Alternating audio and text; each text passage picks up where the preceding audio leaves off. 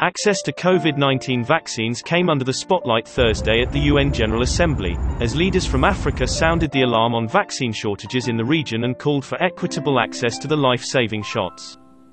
African leaders lamented the jarring disparity in vaccine access across the globe on the third day of the Assembly's general debate.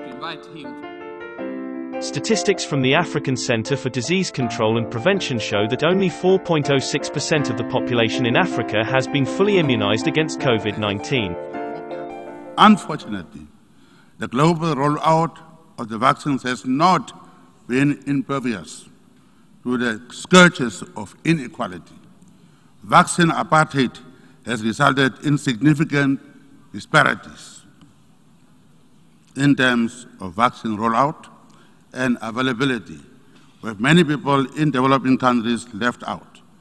It is a pity that we have a situation where in some countries, citizens are at the stage of receiving booster shots, while in other countries, many are still waiting to receive their first doses of vaccines. The level of vaccine inequity that we see is appalling. It is truly disheartening to see that whilst most of our countries have inoculated less than 2% of our populace and thus seek more vaccines for our people, other countries are about to roll out the third dose, calling it booster vaccine. We tend to forget that nobody is safe until everyone is safe.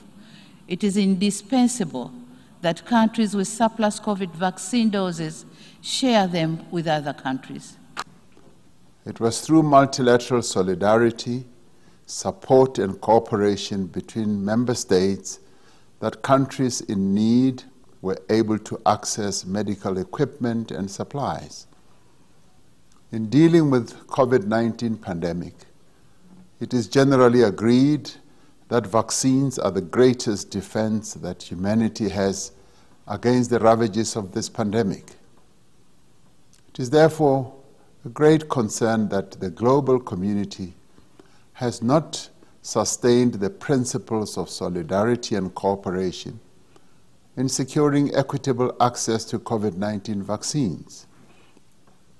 It is an indictment on humanity that more than 82% of the world's vaccine doses have been acquired by wealthy countries, while less than 1% has gone to low-income countries.